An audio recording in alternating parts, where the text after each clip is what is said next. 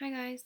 Um, this was a big week for everybody. Just there was just a lot of chapters this week, a lot of reading, a lot of new material. So I don't know about anybody else, but I am tired after this week. Um, but it was a really good week. I really liked getting into more of the oxygenated blood, insulin and glucose. Those things just seem to make more sense to me. Um, so I don't know. It was a nice change of pace for me. It was a lot of work, and well, it's pretty crazy, but it was definitely nice. A nice change. So this is the first time I've ever used the Vimeo app, um, or like extension. So I tried the presentation, and it seems to be kind of funny. So we're just gonna click through it because that's easier, and I want to make sure that I get it all done. So to start, we were talking about how um, oxygen travels from the lungs through the blood to the tissues, right? So oxygen binding to heme and hemoglobin. So the heme group is non-planar when the oxygen is not bound to it.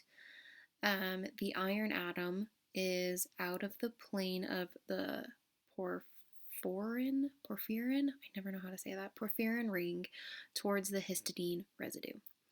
This is the non-planar configuration of deoxygenated hemoglobin referred to in a domed shape. However, when the oxygen binds to heme, it gets planar configuration where iron lies in the plane of the porphyrin ring. This is just a picture I found online. I thought it would be a little better. Just a different change of pace to have something that wasn't in the textbook.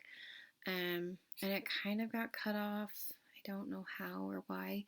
So you can see the hemoglobin right here then has sort of like the domed C shape.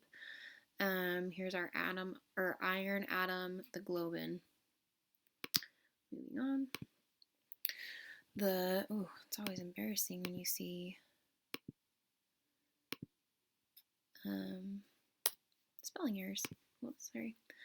The quaternary structure of hemoglobin is markedly changed on binding oxygen. Its 3D structure includes a pair of identical alpha and beta dimers that associate and form the tetramers.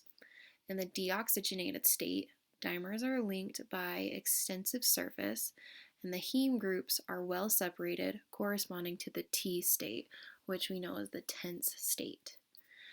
Once oxygenation, iron moves and brings iron associated histidine towards piriformin. So hence the histidine, which is containing the alpha helix, alters it to the R state, the rested state. So from here, the binding of oxygen is actually cooperative, which is what we want.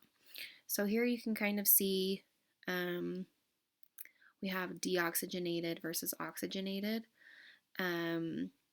There's not the dome shape in the actual hemoglobin molecule, whereas here we have the oxidated, the oxygen. That's what's causing the dome in the actual molecule.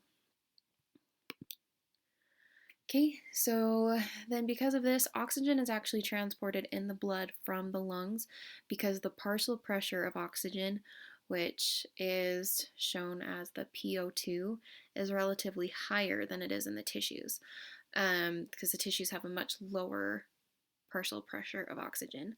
So to measure that, we use the torr measure of just the torr measurement. So the partial pressure in the lungs is approximately 100 torr, and the partial pressure in the tissues is approximately 20. So you can see the very distinctive, it's like an 80% difference from the lungs to the tissues.